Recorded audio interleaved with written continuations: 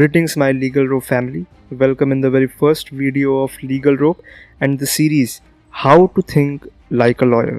So हमारा purpose इस series को स्टार्ट करने का ये है कि आप जो भी केसेस, कंट्रोवर्सीज या सिचुएशन अपने आसपास देखते या सुनते हैं वो आपको एक लेमैन के थिंकिंग प्रोसेस के हिसाब से दिखाई या समझाई जाती है। लेकिन अगर आप एक लीगल प्रोफेशनल हैं, लॉयर हैं या लॉ स्टूडेंट हैं तो आपको उन चीज़ों को एक लॉयर के पर्सपेक्टिव से समझना बहुत ज़रूरी है, जो आपको आपका थॉट प्रोसेस इन्हेंस करने में मदद करेगा और यही चीज़ आपको एक अच्छी इंटर्नशिप या जॉब ग्रैब करने में मदद करती है। हम आपको इस सीरीज़ में यही चीज़ सिखाने वाले हैं एक प्रैक्टिकल वे में कि एक लॉयर किस तरीके से रिसर्च करके किसी भी टॉपिक को समझता है और कैसे उसे हर चीज़ की गहराई पता होती है। इसलिए मैं आज आपके लिए एक काफ़ी कंट्रोवर्शियल और इंटरेस्टिंग टॉपिक लेकर आया हूँ, दी रणवीर अलाहाबादिया केस। तो वीडियो स्टार्ट करने से पहले मैं आपको एक छोटा सा रोड मैप बता देना चाहता हूँ कि हम इस वीडियो में क्या क्या डिस्कस करने वाले हैं। सबसे पहले हम डिस्कस करेंगे कि जो रणवीर के ऊपर कितनी एफआईआर्स हुई हैं और उन एफआईआर्स में क्या एलिगेशंस रणवीर के ऊपर लगाया गया है। नेक्स्ट हम ये डिस्कस करेंगे कि वो एलिगेशंस जो लगाई गई हैं एफआईआर में उनका लीगल मीनिंग क्या है और डोमेन क्या है। नेक्स्ट हम डिस्कस करेंगे कि क्या वो एलिगेशंस रणवीर के केस पे एप्लीकेबल हैं या नहीं है। एंड फाइनली हम ये डिस्कस करेंगे कि रणवीर को सुप्रीम कोर्ट क्यों जाना पड़ा और सुप्रीम कोर्ट ने क्या ऑर्डर पास करा है, और उस ऑर्डर को भी हम बाइफरकेट करके आपको समझाएंगे कि उस ऑर्डर का मतलब क्या है और क्या इंस्ट्रक्शंस सुप्रीम कोर्ट ने रणवीर को दी है। तो सबसे पहले हम ये समझते हैं कि केस एक्चुअली है क्या। तो एक शो था जिसका नाम था इंडियाज गॉट लेटेंट। ये शो एक इंडियन कॉमेडियन और यूट्यूब स्ट्रीमर समय राणा के यूट्यूब चैनल पर होस्ट होता था। उस शो में बेसिकली क्या होता था कि समय गेस्ट्स को बुलाता था और उस शो में आए जो पार्टिसिपेंट्स थे वो गेस्ट उन पार्टिसिपेंट्स को जज करते थे और बेसिकली उनका मजाक बनाते थे। तो उसी के एक लेटेस्ट एपिसोड में रणवीर को भी बुलाया गया था जिसमें उन्होंने एक इनअप्रोप्रिएट कमेंट पास करा एक पार्टिसिपेंट पर। वो कमेंट मैंने स्क्रीन पर शो कर दिया है। अब इस कमेंट की वजह से काफ़ी लोग नाराज़ हुए और रणवीर पर मल्टीपल एफआईआर फाइल हुई। इनफैक्ट लेटर ऑन उनको काफ़ी डेथ थ्रेट्स भी आई और उनकी मदर के क्लिनिक पर काफ़ी लोग आए और उनको क्रिटिसाइज़ करा, जिस चीज़ के लिए लेटर रणवीर को सुप्रीम कोर्ट भी जाना पड़ा।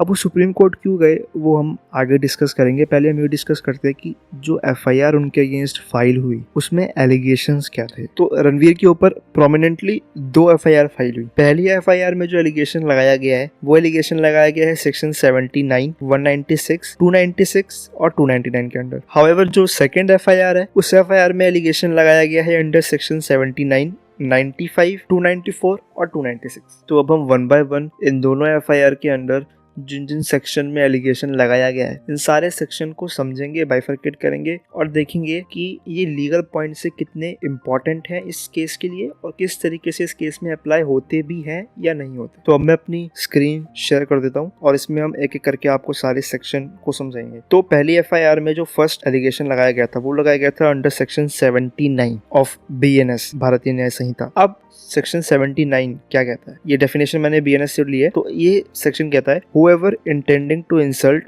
the modesty of any woman। इस पॉइंट को पहले आप याद रखिए, ये सबसे पहला एसेंशियल है, that whoever intending to insult the modesty of a woman। पहला एसेंशियल क्या है कि इंटेंशन है किसी आदमी में कि वो किसी वुमेन की मॉडेस्टी को इंसल्ट करे, फर्स्ट एसेंशियल। अब आगे क्या बोलता है section, utters any word, makes any sound or gesture or exhibit any object in any form intending that such word or sound shall be heard or that such gesture or object shall be seen by such woman or intrude upon the privacy of such woman shall be punished with simple imprisonment for a term which may extend to 3 years and also with the fine। तो अब ये section क्या कहता है मैं आपको simple words में बताऊं तो ये सेक्शन बेसिकली ये कह रहा है कि कोई भी व्यक्ति किसी भी तरह का आवाज निकालता है, किसी भी तरह का एक्ट करता है, किसी ऑब्जेक्ट की ओर इशारा करके किसी वुमेन को चिढ़ाता है इस भावना से कि वो उस औरत या उस वुमेन की मॉडेस्टी को इंसल्ट कर सके। अब इस सेक्शन में 2 बातें हैं। पहला, आपका इंटेंशन होना चाहिए, आपके अंदर ये भावना होनी चाहिए, आपका ये मकसद होना चाहिए कि मुझे उस वुमेन को इंसल्ट करना है, उसकी मॉडेस्टी को इंसल्ट करना है। दूसरा, उस इंटेंशन या उस भावना को या उस गोल को हासिल करने के लिए आप कोई ऐसा एक्ट करते हैं, आप कोई ऐसी आवाज निकालते हैं, आप किसी ऑब्जेक्ट को इशारा करते हैं या दिखाते हैं, तो ये चीज इलीगल है और वो व्यक्ति इस इलीगल एक्ट को करने की वजह से दोषी ठहराया जाता है, जिसके लिए उसको 3 साल तक का कारावास या इम्प्रिजनमेंट हो सकती है और फाइन भी लगाया जा सकता है। एग्जाम्पल के तौर पे आपने कई बार अपनी गली के नुक्कड़ पे,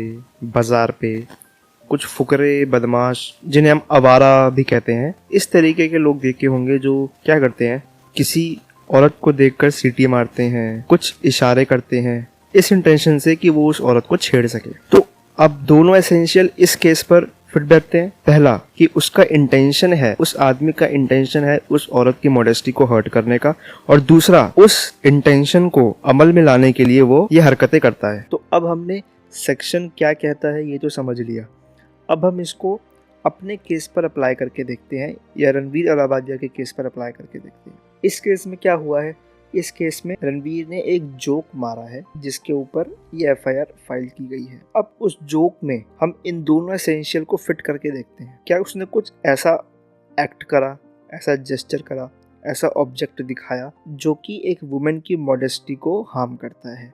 दूसरा कि क्या उसका ये इंटेंशन था। तो अब कोर्ट को इसमें एनालाइज करना पड़ेगा। मेन पॉइंट है कि क्या रणवीर का इंटेंशन किसी वुमेन की मॉडेस्टी को हार्म करने का था या नहीं था, या सिर्फ वो जोक कर रहा था। अब जोक, कोई व्यक्ति जोक करता है तो उस जोक में उसका इंटेंशन क्या होता है, उस जोक में उसका इंटेंशन होता है लोगों को हंसाने का। जबकि ये सेक्शन बोल रहा है कि उस आदमी का इंटेंशन या उस व्यक्ति का इंटेंशन होना चाहिए किसी वुमेन की मॉडेस्टी को इंसल्ट करने का। तो अब जब इस केस की प्रोसीडिंग्स चलेंगी तो मेन चैलेंज या मेन इशू कोर्ट के पास यही होगा कि ये डिस्कवर करना कि क्या रणवीर का इंटेंशन था या उसका इंटेंशन सिर्फ एक जोक मारने का था, ना कि किसी वुमेन को इंसल्ट करने। तो इस सेक्शन को हमने अच्छे से समझ लिया है। अब ये अप्लाई होगा या नहीं होगा ये आप मेरे को बताना कमेंट्स में। मैंने आपको इसका डोमेन और इस सेक्शन का मीनिंग समझा दिया है। अब नेक्स्ट सेक्शन पर आते हैं, सेक्शन 196। अब ये सेक्शन क्या कहता है, ये सेक्शन कहता है whoever by word either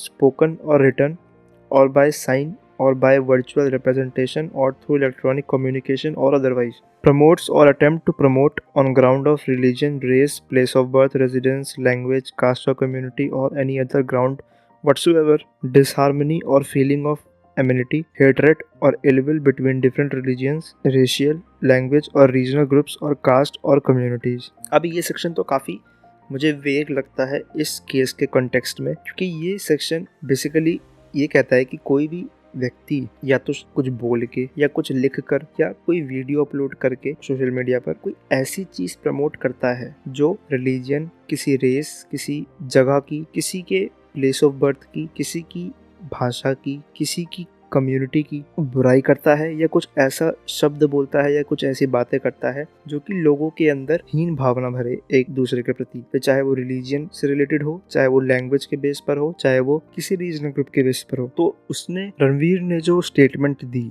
वो मुझे इस सेक्शन पे कोई एप्लीकेबल नहीं लगती। तो मुझे नहीं लगता कि ये सेक्शन ज़्यादा एप्लीकेबल है इस केस के कंटेक्स्ट में। तो ये सेक्शन आप बाकी पढ़ सकते हैं पूरा, इसमें पूरे में ऐसी बात करी गई है जो कि इस केस से रिलेटेड नहीं है।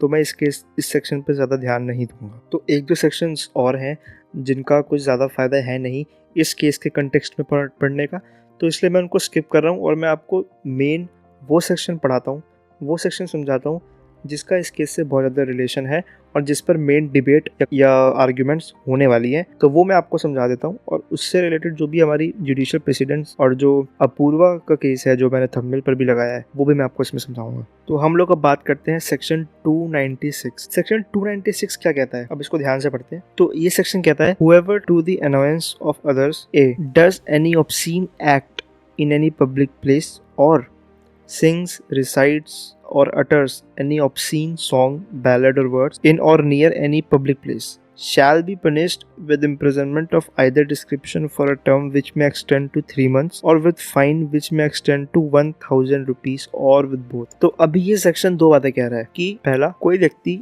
एक ऐसा ऑब्सीन एक्ट करता है किसी पब्लिक प्लेस पर, या कोई कुछ ऐसा गाता है, कुछ बोलता है एक पब्लिक प्लेस पर जो कि ऑब्सीन है, ऑब्सीन की कैटेगरी में आता है। वो व्यक्ति लाइबल होगा इम्प्रिजनमेंट के, जो कि 3 महीने तक हो सकती है, और 1,000 रुपए का फाइन, या दोनों हो सकते हैं। तो अब इस सेक्शन को समझने के लिए पहले हमें ये समझना होगा कि ऑब्सीन एक्ट क्या होता है। तो पहले हमें इन दोनों चीजों को समझना पड़ेगा, तब हम इस सेक्शन को अपने केस में अप्लाई करके देखेंगे। तो अब ऑब्सीन की डेफिनेशन को समझने के लिए हमें अपूर्वा अरोरा का केस समझना पड़ेगा, जो कि इसमें सुप्रीम कोर्ट ने काफ़ी अच्छी फाइंडिंग दी थी ऑब्सीन की डेफिनेशन की। इस केस में क्या हुआ था कि अपूर्वा अरोरा, जो एक फेमस सेलिब्रिटी हैं, उनकी एक वेब सीरीज आई थी कॉलेज रोमांस। इस वेब सीरीज में काफी वल्गर लैंग्वेजेस का यूज था। तो अब कोर्ट के सामने ये बेसिकली इशू था कि क्या वल्गर लैंग्वेजेस को हम ऑब्सीन कह सकते हैं या नहीं कह सकते, क्योंकि हाई कोर्ट ने बोल दिया था कि वल्गर लैंग्वेजेस का यूज जो इस वेब सीरीज में हुआ है वो ऑब्सैनिटी की डेफिनेशन के अंडर कवर होता है। लेकिन सुप्रीम कोर्ट का स्टैंस एकदम अपोजिट था इस केस में। सुप्रीम कोर्ट ने क्या कहा? सुप्रीम कोर्ट ने ये कहा, अगर आप इस डेफिनेशन को देखें, सुप्रीम कोर्ट ने कहा ऑब्सैनिटी relates to material that arouses sexually and lustful thoughts which is not at all effect of the abusive language or profanities that have been employed in the episode। मतलब क्या, obscene जो act होते हैं या ऑब्सैनिटी होती है, उसके अंडर जो चीजें आती हैं वो ऐसी चीजें आती हैं जो कि किसी को सेक्सुअली अराउज करे या किसी के अंदर लस्टफुल थॉट्स लाएं, ठीक है, वो ऑब्सैनिटी के अंदर आएगा, ना कि कोई वल्गर लैंग्वेजेस का यूज करना। जैसे कि आप यहाँ पर देखेंगे, कोर्ट ने फाइंडिंग दी है, High Court has equated profanities and vulgarity with obscenity without undertaking a proper or detailed analysis into how such language by itself could be sexually lascivious, prurient or depraving and corrupting। तो इसका मतलब supreme court ने साफ साफ कहा है ऑब्सैनिटी के अंदर वल्गर लैंग्वेजेस नहीं कवर होती। इसी चीज को जो रणवीर के एडवोकेट हैं वो काफी जोर लगाकर यूज करने वाले हैं कि जो वल्गर लैंग्वेजेस यूज करी गई हैं, they were not meant to sexually arouse the audience but it was just a joke. So ये था इस सेक्शन का बाइफर्केशन। इसी सेक्शन का बहुत ज्यादा इंपॉर्टेंस था इस केस में। तो ये सेक्शन को आप दोबारा पढ़िए, इसमें और भी जजमेंट्स आपको मिल जाएंगी। ये तो मैंने काफी रिसेंट और काफी हाईलाइटेड जजमेंट आपको दिखाई है, पर पहले की भी काफी आपको जजमेंट इस इशू के ऊपर मिल जाएंगी। अब हम ये डिस्कस करते हैं कि सुप्रीम कोर्ट ने जो रिसेंट ऑर्डर दिया और रणवीर इलाहाबादिया को सुप्रीम कोर्ट क्यों जाना पड़ा। तो बेसिकली जो मैंने पहले भी डिस्कस करा कि उनको काफी डेथ थ्रेट्स आ रहे थे और उनकी मदर के क्लिनिक में भी काफी गूंज घुस गए थे, तो इसलिए वो सुप्रीम कोर्ट गए फॉर फ्यू रीजंस। पहला रीजन ये था, एक तो उनके ऊपर मल्टीपल एफआईआर्स हुई जा रही थी इस केस से रिलेटेड। तो सुप्रीम कोर्ट ने पहले इस चीज पे रोक लगाई कि अब जितनी एफआईआर, जो 2 एफआईआर हैं प्रोमिनेंटली, इन्हीं एफआईआर को रियल एफआईआर माना जाएगा, बाकी सारी अब कोई एफआईआर होने की जरूरत नहीं है। दूसरी चीज, वो इंटरिम बेल की डिमांड करने भी गए थे, जो कि सुप्रीम कोर्ट ने उनको दे दी, पर काफी उनकी निंदा भी करी, जो कि आपने काफी न्यूज में पढ़ा भी होगा। तीसरा, वो प्रोटेक्शन डिमांड करने गए थे क्योंकि उनको काफी डेथ थ्रेट्स आ रही थी। तो कोर्ट ने कहा कि आप कभी भी, जो लोकल पुलिस है महाराष्ट्र और असम की, वहां पर वो प्रोटेक्शन मांगने के लिए जा सकते हैं। और रणवीर को ये भी कहा गया कि उन्हें अपना पासपोर्ट वगैरह सरेंडर करना पड़ेगा पुलिस स्टेशन में और फुल कोऑपरेट करना पड़ेगा। इसी कंडीशन पे आपको जो है वो इंटरिम बेल मिलेगी। ये उस ऑर्डर की कॉपी है और ये मैं कमेंट सेक्शन में भी डाल दूंगा, इसकी लिंक डाल दूंगा, बेसिकली वहां से आप डाउनलोड कर सकते हैं। और उनको ये भी कहा गया था कि